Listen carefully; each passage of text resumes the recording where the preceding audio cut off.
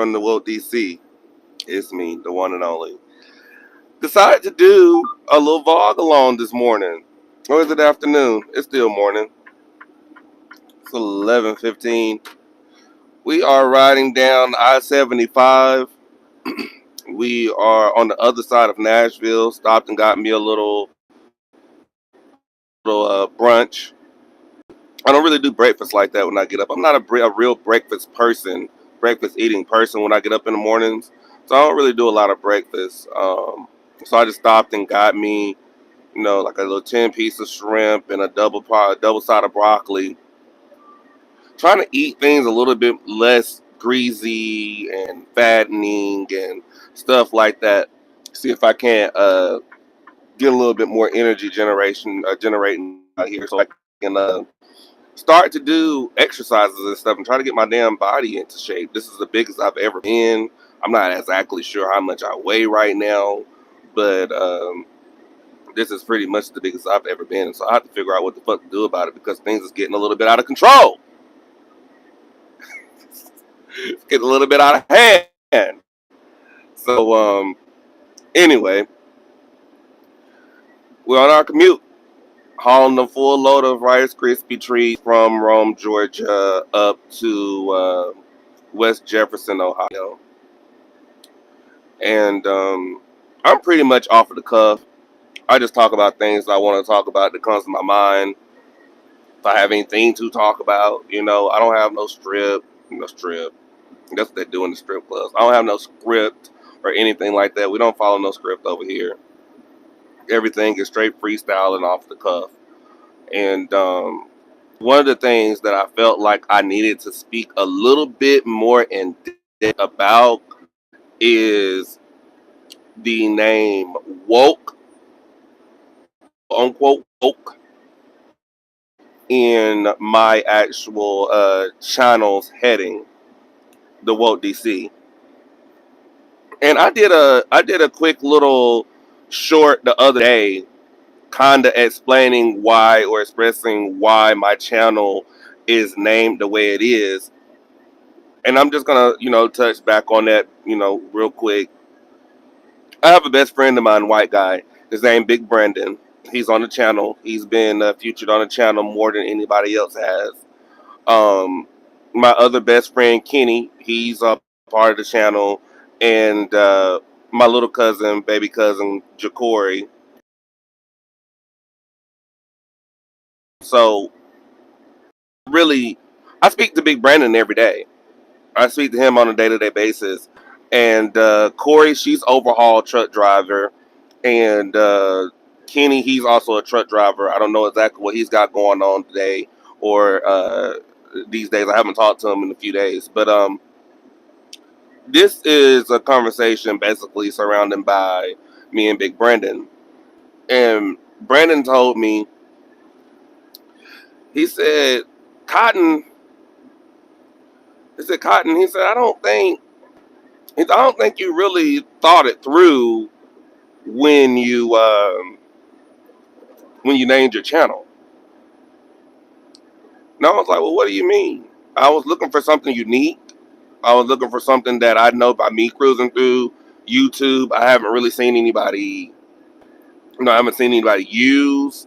I was wanting it to be authentic and original. I said, so what do you mean? Before my channel was the Woke DC, I think it was just my name. It was just my name. I had a channel once before this one. Actually been on YouTube. Come on. What are you doing right next to my fucking trailer? Stupid ass. God. Anywho, my first channel name is Z22100. That channel is, I don't know how to access it, but it follows this channel. I don't really know how to access it, but that channel has been around since 2009. And it actually has a few subscribers on it the last time I checked it, but I don't know how to access that channel to even try to revive it or anything like that. It's just floating around on Facebook, I mean, on YouTube. This channel was made somewhere after 2011, and it just stayed dormant. Like the other one was pretty much just dormant, and I didn't know where I was going to take or wanted to take my YouTube channel. I wanted to be different. I wanted to be authentic and original, but I didn't know in what direction I wanted to take it. So I just couldn't figure that out. And so for years, my channel just stayed dormant. And I just watched people like Ringo TV, Ma Tricka, uh, Drea G, um, and just too. So I like her. She's really, her videos are really nice. I like watching those videos. So just to name a few, and of course, when I first got on YouTube, I was watching Tyler. I was watching Secure Team. I still watch Secure Team. He doesn't make videos like he used to, but I still watch a lot of Secure Team and Earth Files. I love Linda Moulton Howe. I love watching Earth Files. I am one of those type of people that I've always been in search of the truth of whatever that may be. I keep my mind open to all of that may be and that could ever be. I don't put nothing past nobody or nothing. You know what I'm saying? It's a crazy, crazy world that we live in.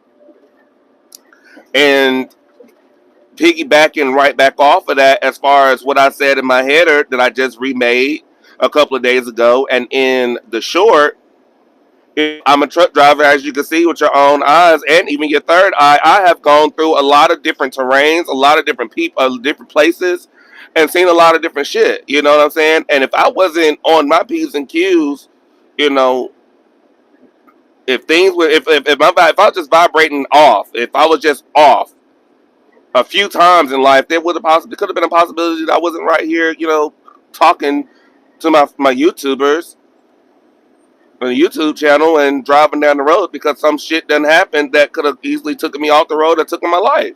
So I tend to stay in my own lane. I don't really speak to a lot of people out here. I used to be a major people person. I really did. I used to be a major talk to people, make them laugh, smile. I used to live for getting a smile.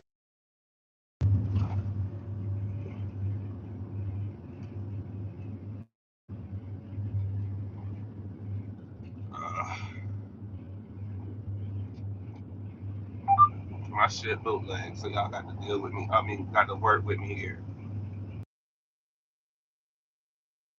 I'm gonna get ready to get. I gotta get a new phone because the charging port on my phone is messed up, and by me using my microphone, it has to go through the charging port off.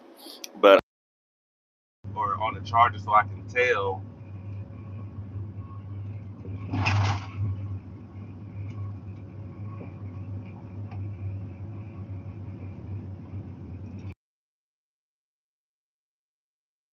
it goes off because we're hitting bumps and stuff in the road. There's no other way around it.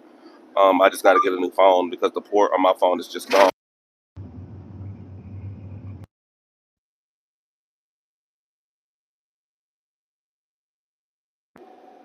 And I see it's back. Okay, it's back on. So so bear with me as I have to deal with my bootleg productions. I'm gonna have to deal with my bootleg productions. Bear with me. So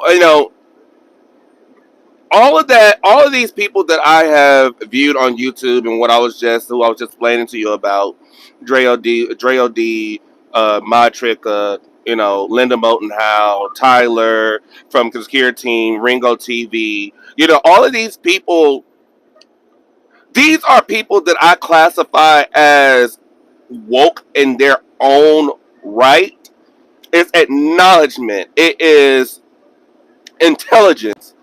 It is a way of knowing, having an understanding of the awareness of reality and the day that we live in, the time that we live in, and even though these people, some of these people like Slapped Ham, um,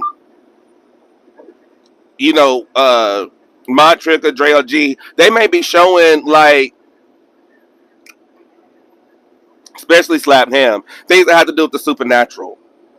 Things that may have to do with the supernatural, things you can't explain, you know, UFOs, Bigfoot, ghosts. I'm intrigued with all of that because I have a notion and an understanding of that this realm that we live in, it's not just the reality that we perceive.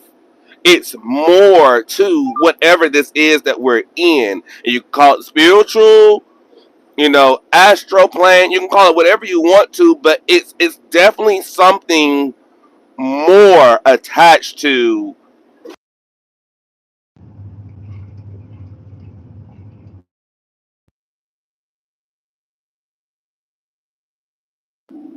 And so, you know, I tip my hat off to those people.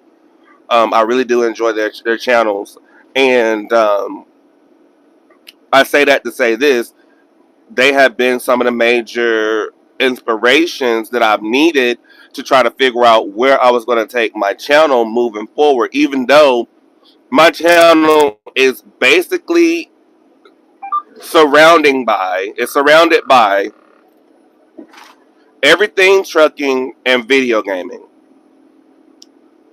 but the code of it, the heart of it, is talking real life and understanding reality, trying to fathom and understand reality, rabbit holes, if you will, trying to figure things out. I'm always in search of the truth of whatever that may be. You know, I love, other than being, you know, I was never really book smart like that, but worldly, learning worldly and going through life, which is life's biggest lessons, best teacher, you know, I cling to want to know more about that. It's a hunger more about that. The things that they wouldn't teach you or show you in school. You know, the things they couldn't tell you and show you in school. You know, even though the shit is dangerous, I'm still fascinated because people are dying on a day to day basis trying to find out crazy.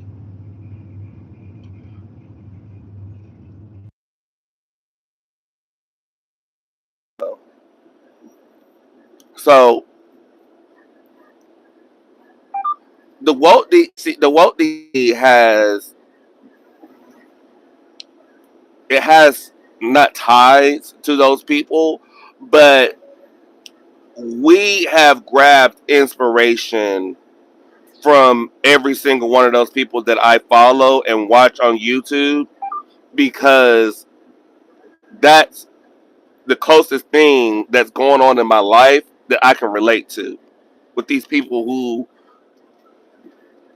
are speaking about every and anything on YouTube. I like it.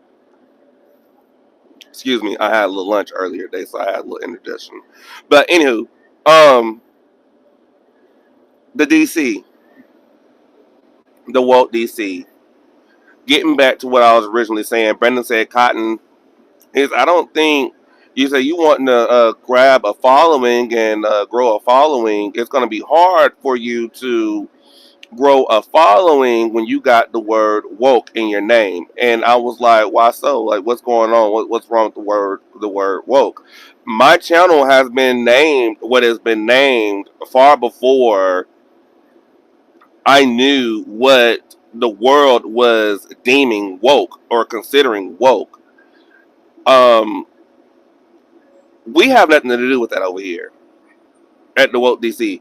We have nothing to do with that fake woke bullshit, transgender rights, and all that other stuff. That doesn't have anything to do with me.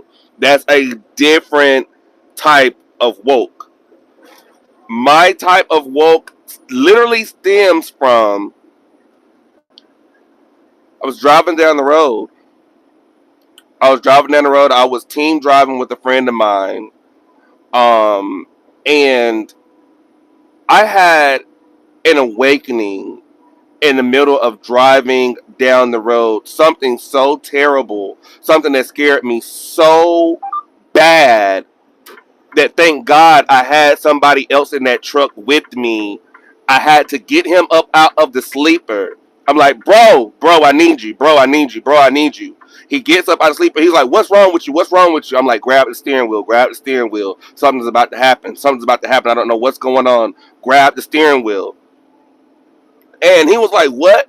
As soon as he grabbed the steering wheel, I jumped up out of the fucking driver's seat and I was in the floor and the passenger side of the doggone truck because he done grabbed the steering wheel. He hurried up and sat down in the doggone in the driver's seat. We're riding down the interstate at 70 mile an hour in the 3-lane highway, and I'm in the middle of the doggone interstate, and I'm having this issue that happens. Let me tell you something about God. It does not matter. It doesn't matter where you're at.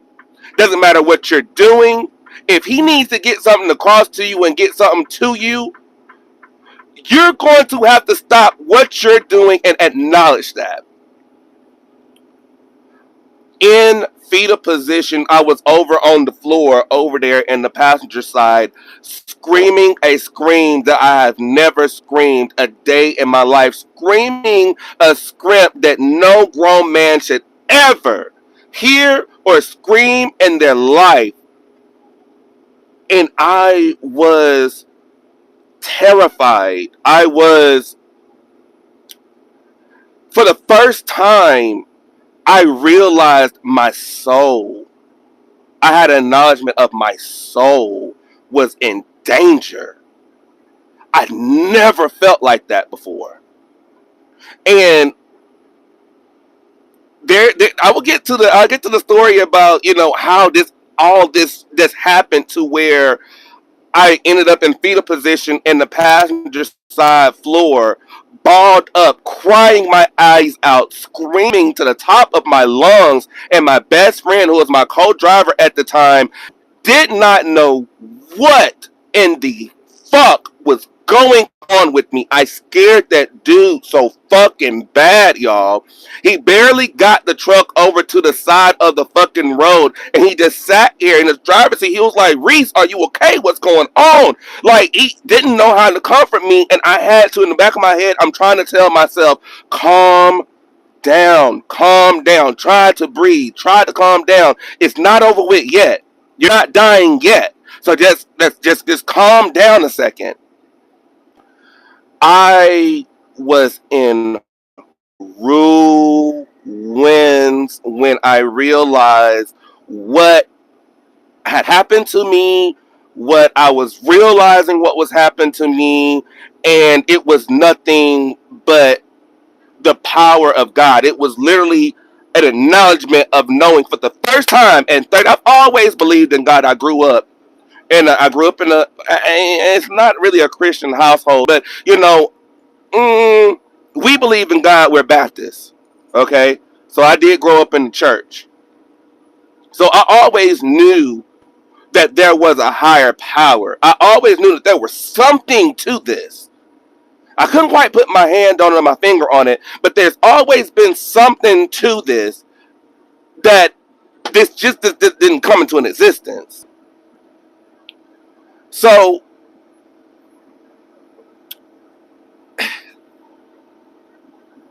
when that whole situation happened, I was 30 years old, and I had no, there was no doubt in my mind that who I perceive God to be, which is the one all be all, the I am that I am, the one true, the source, love, spirit, God, the one and only. There was no doubt in my mind after jumping from the driver's seat going down the road at 70 miles an hour over into the fucking floor in fetal position, crying my eyes out, screaming to the top of my lungs. There was no doubt in my mind at that moment and moving forward that God does not exist. There was no doubt in my mind. He is real. Whatever it is, the entity, the spirit, the being behind who we call God, the one true God, the soul, the main soul, is real. Whether it's just a pinnacle of light, just pure energy, whatever you perceive it is real. And there's a lot of things going on in this world that we have no idea of. We're blinded to. We're going through life and we're living our lives, our own individual lives, and we're worried about our own individual selves and not understanding that the whole of humanity is under attack spiritually, mentally, physically under attack, but people are facing and chasing dollar signs on trying to figure out how the fuck they're going to live and feed themselves and their loved ones. Everybody's busy with worldly things to really understand that we're up against something totally motherfucking spiritual and ancient that we have no acknowledgement of. Don't know anything about it. So, ah, I'm I can really tell you, I can tell you right now with this blog alone that I fall short every day that I wake up. I do. I I really do. But I pray and I ask for forgiveness because my niece told me something one time and I've never heard it come out of nobody else's mouth. I've never heard words that resonated and made such sense to me. My 20-year-old niece told me this. I think she's 21 or 22 now.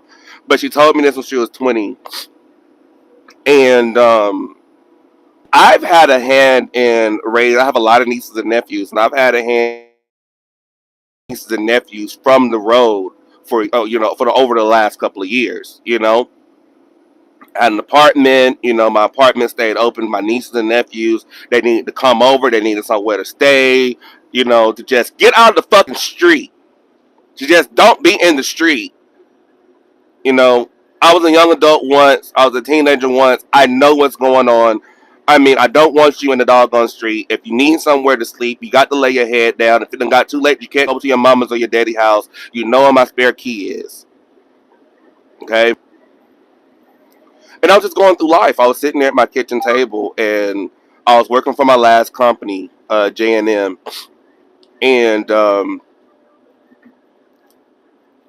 you know how it is. You're the only one working. You got these kids in the house.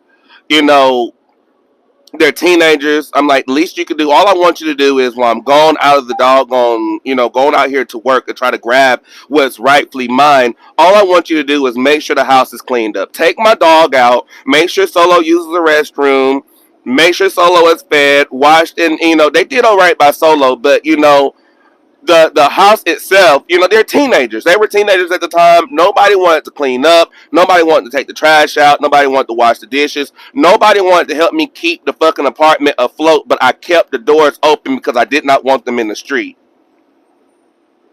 And so there was a time that I was sitting at my kitchen table and I done got tired of talking to him and tired of talking to him. I done got tired of raising my voice. I done got tired of throwing shit. I done got tired. I done told them to go home. They don't want to go home. It was just a whole bunch of shit, and I was just all over the place. I needed a decent paycheck 2 weeks ago. At this moment, I was on the verge of losing everything I worked hard for, you know. And I'm sitting there at the doggone table, and I'm having me a glass of wine, and I'm shaking. I'm just sitting here. I'm shaking my motherfucking head because I got my head held down, and I can feel the tears starting to flow. And I'm trying to fight them back because I have my kids here, not my actual kids, but my babies, my nieces and nephews here. And I don't like to ever cry or show my emotions in front of my nieces and nephews. I try to be a pinnacle of hope and strength when it comes to my nieces and nephews. So hey, how's it going? I see y'all in the chat. How's it going? I'm sorry. Um, so at this moment, I was out of work. I was out of work, and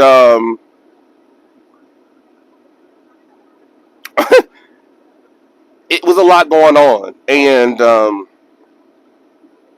I sat there at the table, and I just broke down. I just finally broke down. I couldn't hold it back no more. I couldn't get out the kitchen quick enough. Because my niece was actually washing the dishes at the time. I came home. I raised hell. I got everybody up. Everybody started cleaning. And, one of the things that we've always done when I was growing up and we were left at the house, before my mama and my stepdad, or my mom, my dad got off work or whatever the case may be, you had your chores done. You had the kitchen clean. You had the bathroom clean. There was nothing that my mom and my stepdad had to do, or even my dad for that matter, had to do when they got off. When they got off of work, and we were still there, during the summer vacations and, out of school or whatever, what have you. If you were there at that house and your parents were gone to work, the house was going to be clean. Nothing, no stone unturned. The house was going to be spotless by the time they got out of work. I tried to install that into my nieces and nephews, but these newer age kids, I guess it's the main reason why I don't have any. But, they'll just look at you like you're stupid. They was like, "Ooh, you want me to do what?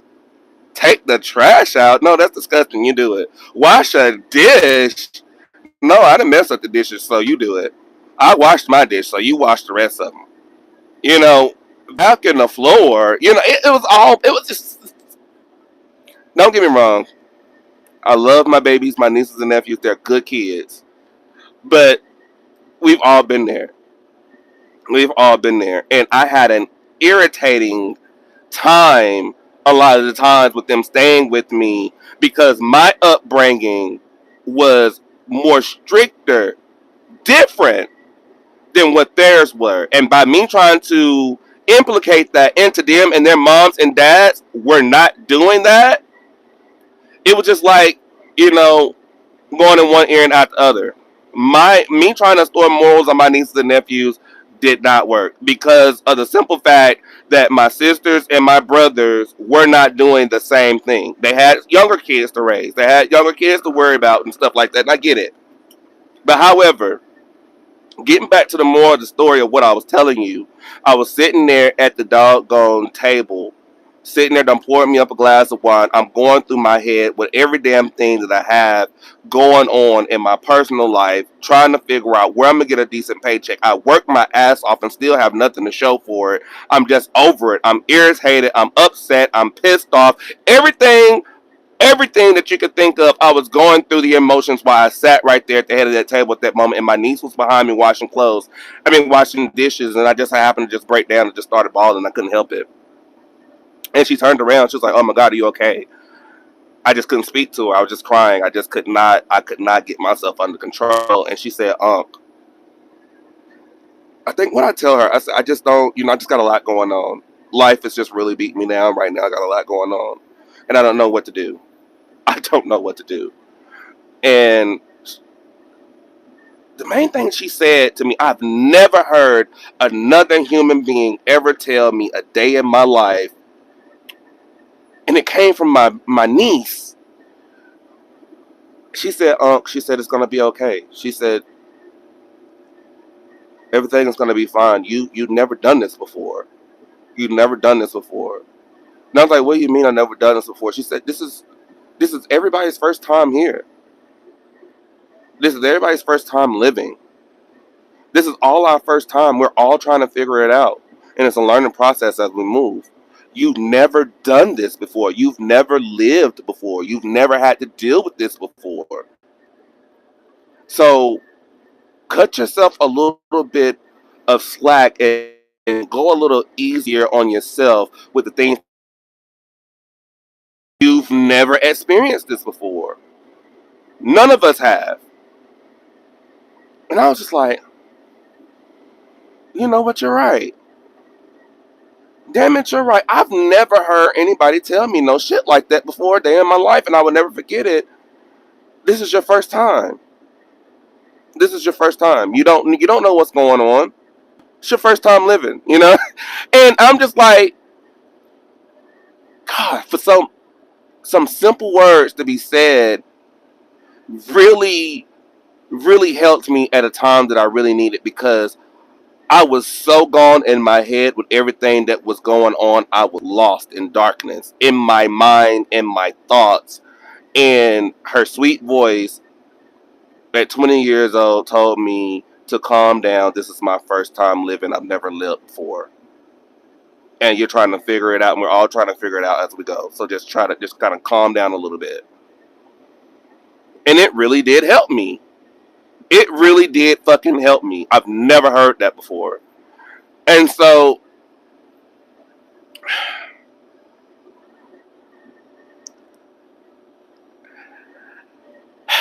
you know, I lost an apartment. I lost my apartment. Um, right before, right before I grabbed this gig, my last company, I was working for pennies. I was really working for pennies. I've dealt with working for and working with a lot of pirates and crooks in the industry. I spent majority of my youth and my time and my energy chasing a dream that they knew that I was chasing, only for them to use me up till there was almost nothing left. There was a point that I was burnt out of trucking, and I absolutely love truck driving. I eat, sleep, and breathe trucking. And there was a point to where I thought that this was just not for me no more, and I had no clue what the fuck I was gonna do next, other than living under a cardboard box. I didn't know what to do, because everything that I tried my hand in just seemed to fail. Um so I was just over it. I was over it. I was over it life. I've been over life a couple times in life. I'm not gonna lie to you. I'm pretty sure a lot of you could attest to that. I've been over it a couple of times in life, but there's been a few times, like 2 or 3 times, that I was extremely fucking over life. Not over life to a point to where I wanted to take myself out. I'm never suicidal. Never suicidal. But there has been times I just wanted to go crawl up under a rock. Just leave me the fuck alone. Um,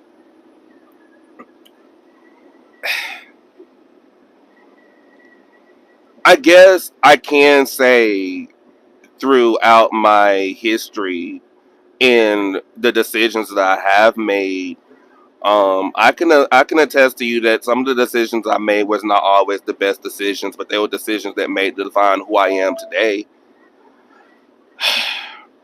Whether that's good or bad, um, you know,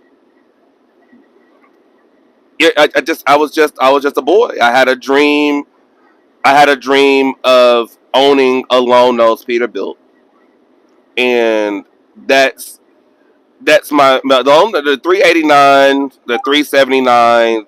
If you know anything about trucks, the American staple, the red badge, the Peterbilt KWs, those are the pinnacle of American trucking. You think about trucks, you think about a Lone Nose truck with pipes up the side, beautiful, chrome everywhere, flashy, gorgeous color, statement being made. And I had the opportunity, and if you have looked at any of my videos before on my page, I've had the opportunity to own or uh, for my dream truck, the dream truck I've always wanted.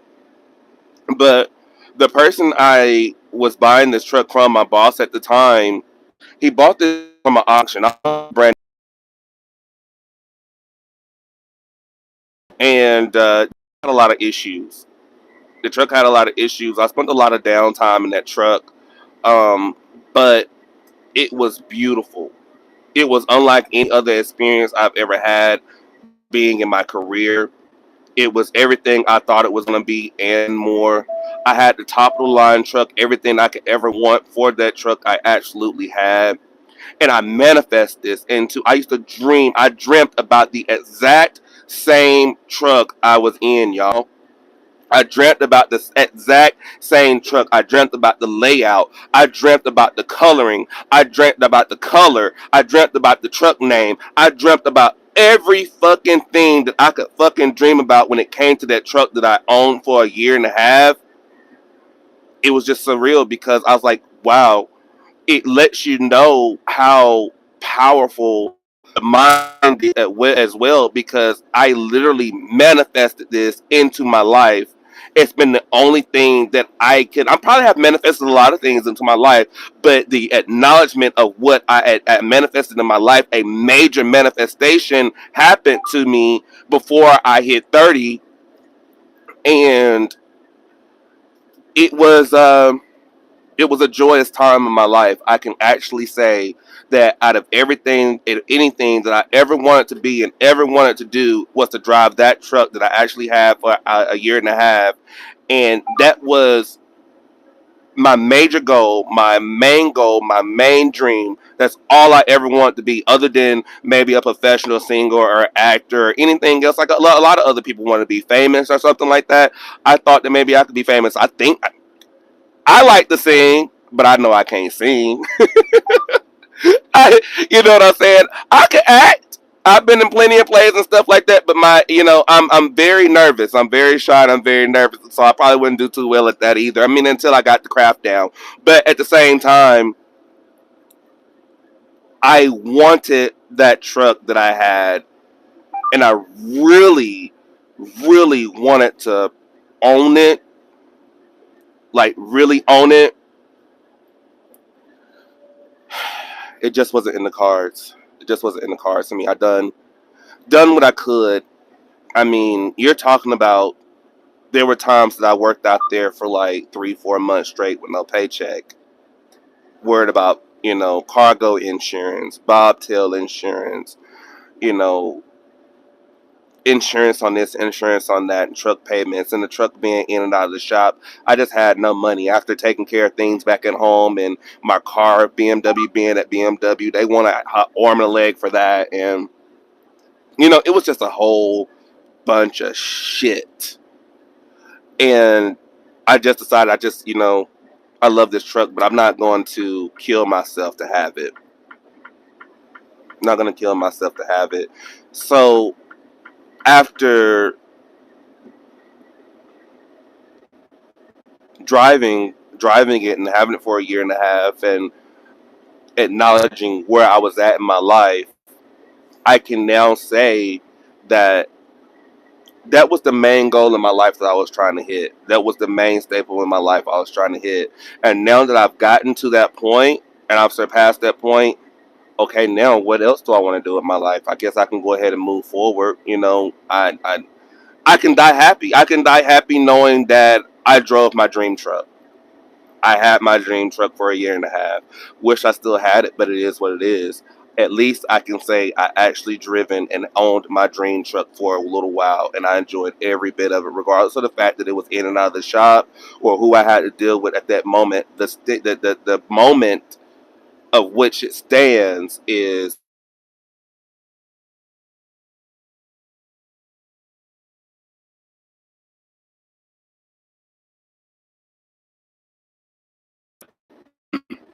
now where I am in life. Um, we're just going with the flow. I'm just trying to get myself out of the debt that I put when I was trying to own that truck, because it came with a lot of debt, and so I'm slowly getting myself out of that whole situation. And losing my apartment was a part of that. So you're talking about taking care of that truck. This truck was $187,000. It was a red badge, long nose, 2018, 589. Yeah, 589, 389, 389. Peterbilt, top of the line Cadillac, like roll like Cadillac with a load on back. Beautiful, beautiful riding vehicle. Loved it, every single bit of it. Handsome, beautiful. I don't know. I can't even tell you anything. It puts a smile on my face because I love that truck. get the chance to own another long nose truck in my life, that would just really be double times the excitement, that's double time the achievement. But if I don't, I'm happy. I'm fine. I'm good. I had the ability, and I had the chance to be able to do so. Uh, Hold on.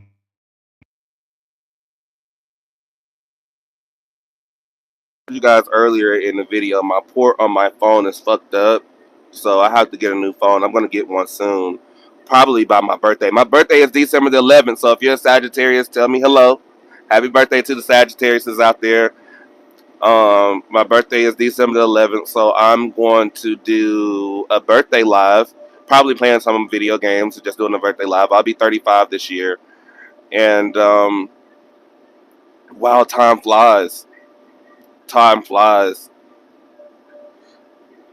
Time flies. I just can't say anything else about it.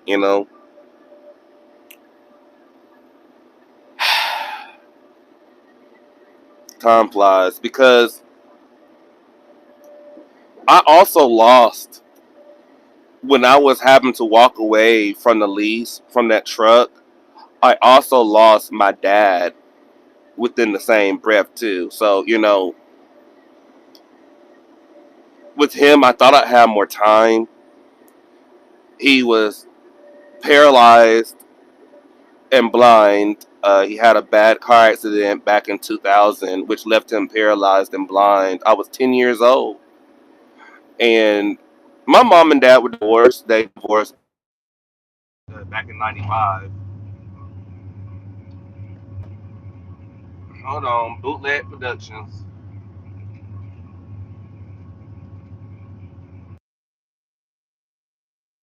knocks my mic off, so I apologize.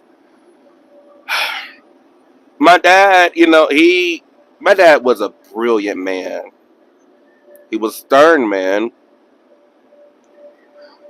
In a lot of ways, with dealing with my upbringing, in a lot of ways, I felt like out of my parents, and I love my mom to death, and I know she loves me. But in a lot of ways, I felt like out of my parents, my dad was my main parent that really listened to me, that could really handle me, that really loved me and really cared about me. I knew my mom did as well, but my mom dealt with her boyfriend and then her new husband now. They've been together ever since my dad since ever since they divorced. But I had feelings of coming home, living with my mom and my stepdad and my sister, my brother, step brothers. I just had times to where I walked in the door and walked home, and I was just like, I didn't have a family. I wasn't a part of no family. It was chaos. It was, you're trying to join two families with one, and my upbringing was crazy. It was crazy. I had good times. I had good times, but it was a crazy time in my household back in the early 2000s. And I used to pray all the time, Lord, please just let my mom and my dad get back together. I just cannot stand this. I don't want to live here. I don't want to know these people. I don't want nothing to do with these people. Just let my mom and dad get that together. Why did my family have to break apart? Like, it was I had a lot of issues, you know growing up and having to deal with a two family house, two family household, a split family coming from divorced parents. And so I kind of stayed quiet a lot. I didn't really speak to a lot of people because I just had a ton of shit going on. And I just never understood how to grasp the life that I was living.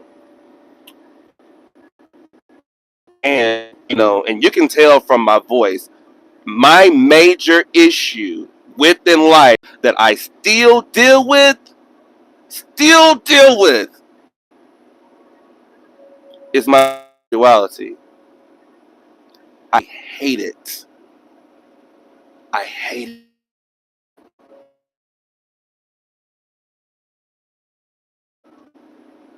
I hate it. feeling different from my peers. I hate it because I didn't like basketball and football and sports.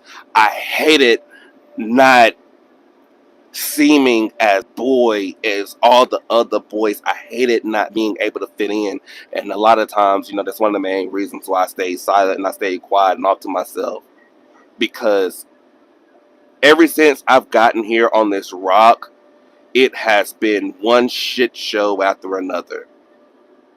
One shit show after another, coming into being, coming into awareness of who I am, acknowledging life, having an understanding of reality. It's been one shit show after another. Welcome to the Woke DC.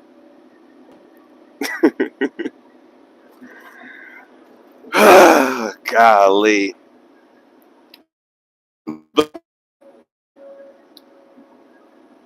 I lost my dad within the same time that I lost my dream truck.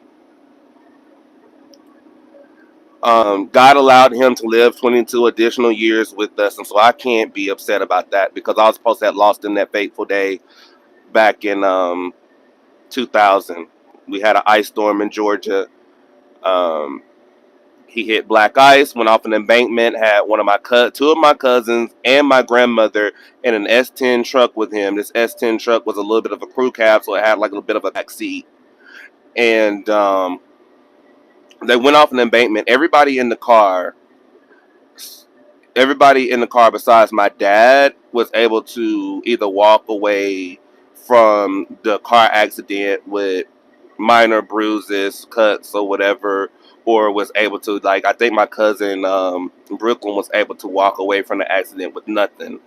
But my dad, who was the driver, he got flung out of the windshield, and the truck landed on top of him. He was in ICU for a long time.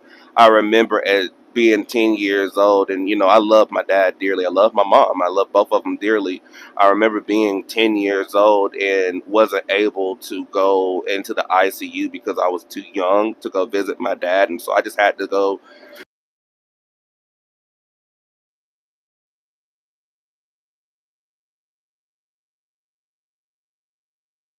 Being able to go see him because they were older than me. Um, I was always there.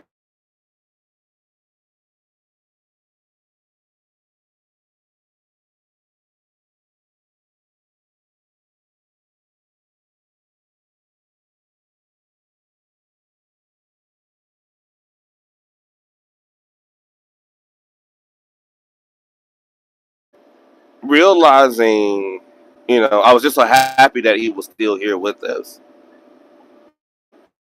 But it was tough understanding at that age that, my dad is now paralyzed and he's blind. And the reason why he's blind is because the heavy sedation that he went through by being in critical condition, um, it ruined the cells in his eyes, along with how violent the crash was and the heavy sedations, that they had him on. It just ruined the cells in his eyes. He couldn't see. Um, so up until the day that my dad died,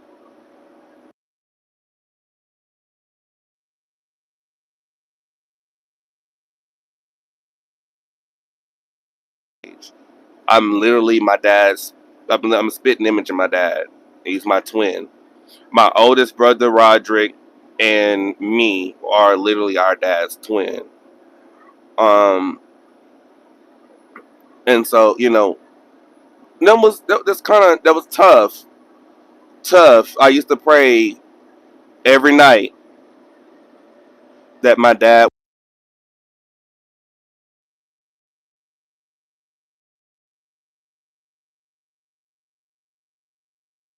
pray so hard about that. I used to pray so hard about it. I used to pray so hard that he'd be able to see me again and he'd be able to walk. I used to pray so hard about it. He ended up passing away September the 11th, 2022. He got admitted into the hospital maybe a month or so ago. He started having these episodes. to where it was almost like he was seizing up. And he was staying with my uncle Brooklyn, his brother, and he ended up having to go to the hospital because he was having these episodes, and nobody knew what was going on. And you know, I talked to him. I talked to my dad on the regular, and he was telling me how he hates going to the hospitals. He don't want to be in the hospital. He don't want to deal with the hospital. He don't trust the hospital, and that he's gonna get better. He's gonna get out of this whole situation and everything. But nobody knew what was going on with them. He ended up having to have a surgery. This surgery ended up amputating one of his legs off, and he was really, really bummed out about that. He was against that. We were all kind of against it, but if it was something that was going to try to help save his life, and it was something that we needed to do, then he went ahead and let them have his leg. But even then, shortly after them cutting his leg off, it was still what was going on inside of his body has already, it was, if anything, made it worse. My dad had an infection due to his car accident. And I ain't gonna say I kind of like beat myself up about this, but me and my sister has always been vocal with my dad when we just go visit him about making sure that he has the proper care. You need to be seen after properly. Our aunts and uncles, they got their own life going on and their own families and things. And yes, true enough, they're trying to take care of you. And even though my dad was never one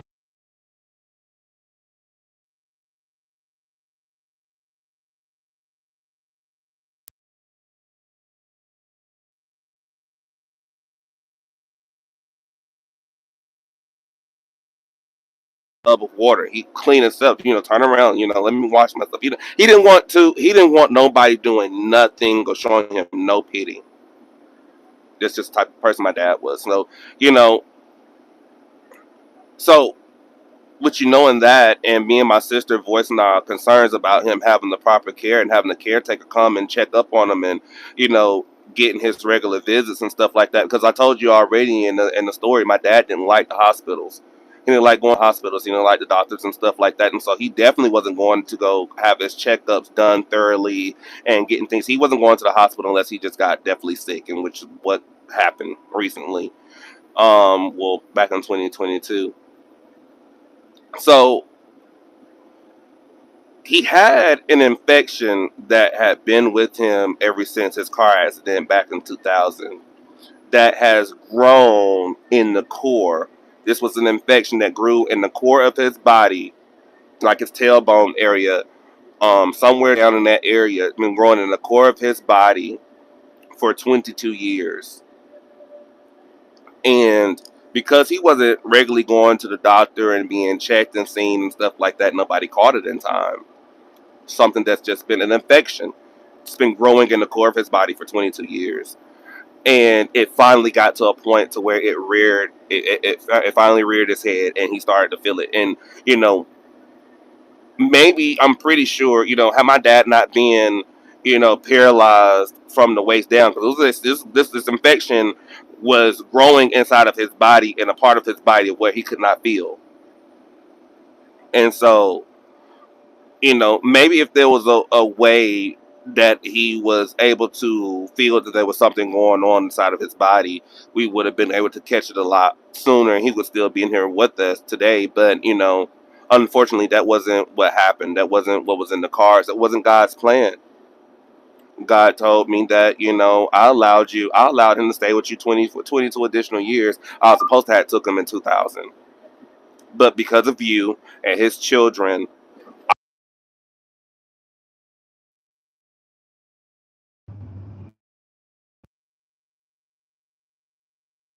I thank God for that. Because even today, I still wish I had more time.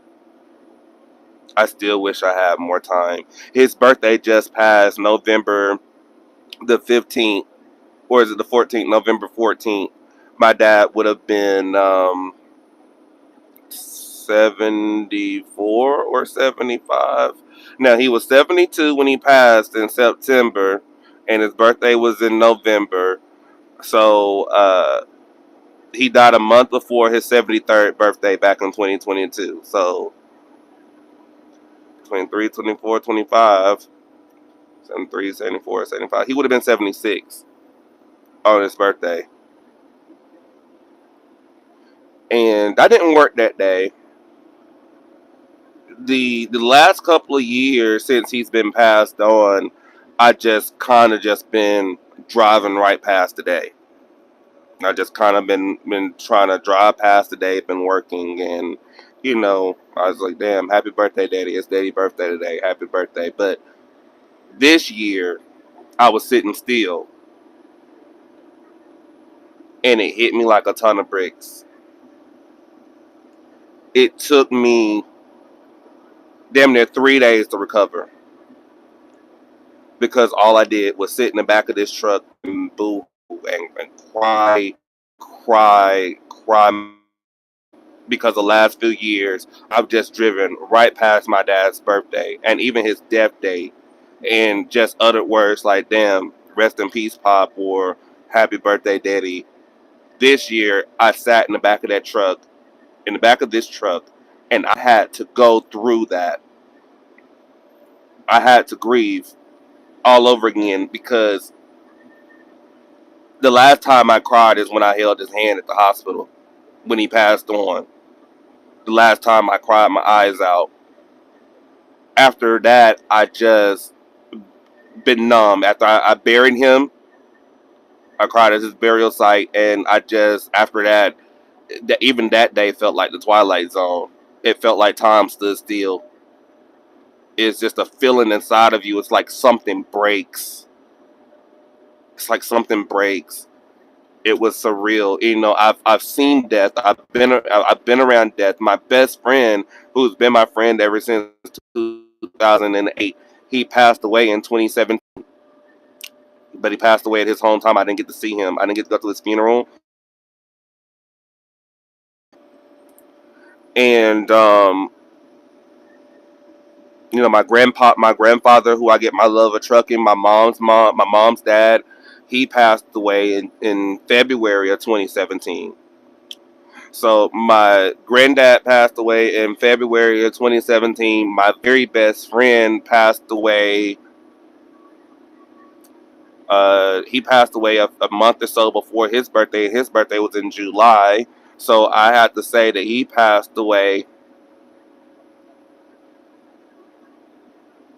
in June, somewhere around that, I do believe. He was going to be 30 years old. He passed away before his 30-year-old birthday. And that was a tough situation. A very, very tough situation. I lost my granddad and my best friend all in the same sitting in the same year. Um,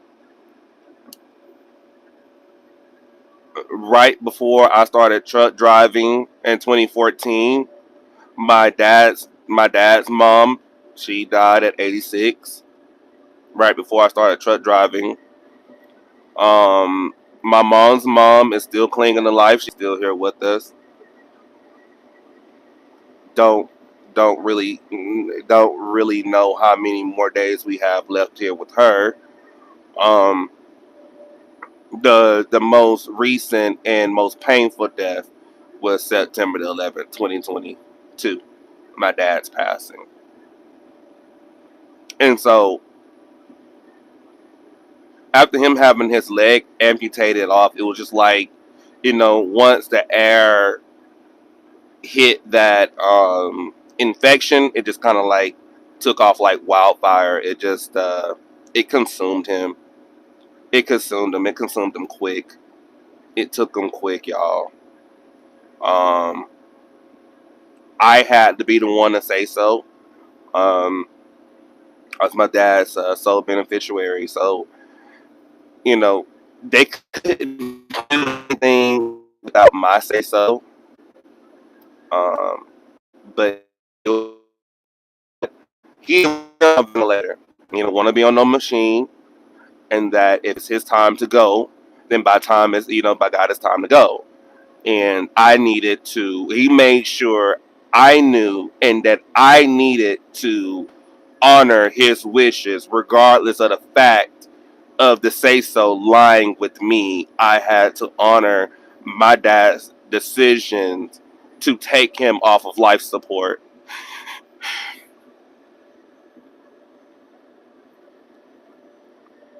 Sorry, my bad. Um, it was one of the most toughest decisions that I've had to make in my life. Um, Knowing that I'm not going to hear or see my father again after I make this decision was something very, very tough for me to do and for me to make. Um, but I had to let him go rest. I had to let him go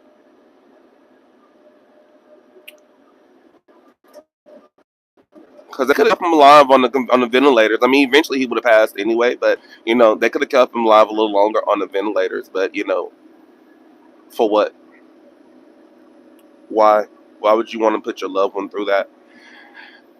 So I couldn't. I had to honor my dad's wishes, and we let him go to glory.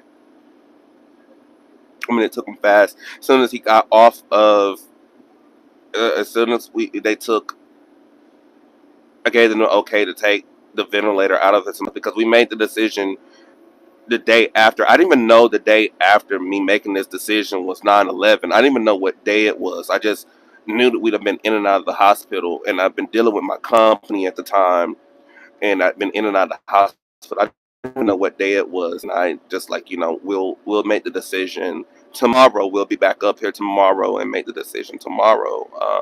As far as taking him off life support, and it was like, okay, well, what time you want to do it, and we got in touch with everybody that we can get in touch with. And let them know what was going on, and it was pretty short notice, but how he was doing in how he was doing in the hospital, it was just like we got to make this decision fast because whether you're going to be able to make it up to the hospital or not, he's going, and there's nothing nobody can do about it.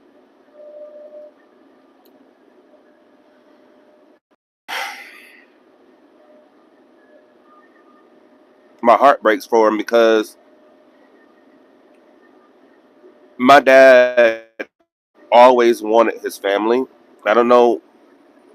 I'm the last baby, so I don't really know about everything that happened between my mom and my dad, but my dad always wanted his family, and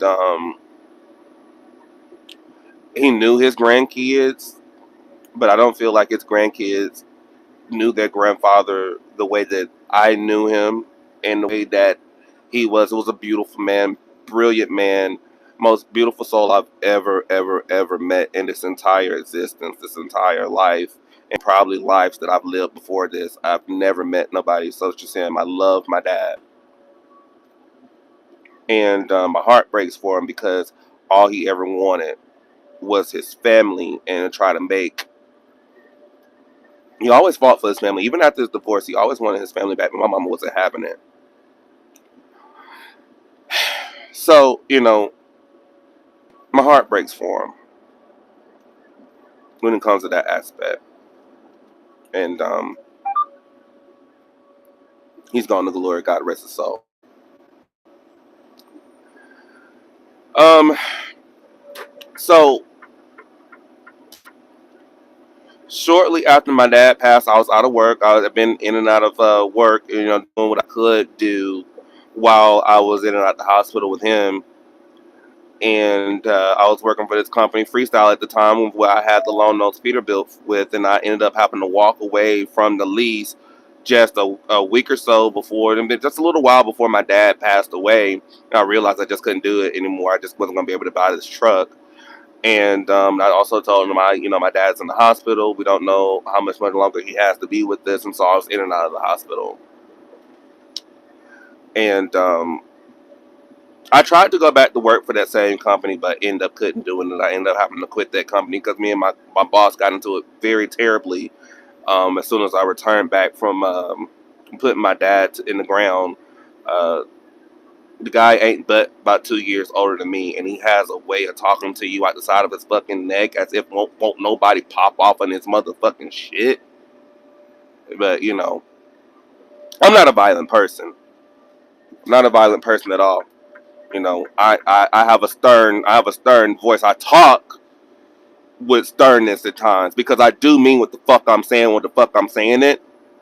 And if I have to fight, I don't like to fight because, for one, today is not the day it was back in the early 2000s and the early 90s and stuff like that. You whoop a motherfucker ass today, they're coming back to kill you. You can't just get up and shake nobody's hand like, okay, bro, you know, I was wrong. You know, it is what the fuck it is. You know, my bad. No, these motherfuckers looking to off you, so I don't talk to nobody. Only people I talk to is the people that'll look at me, listen to my video, and hit me and doggone the chat. And my closest friends, I don't fool with folks like that. Fight you for what? It ain't serious enough to fight you. I got shit going on in my life. You think you're important enough for me to want to fight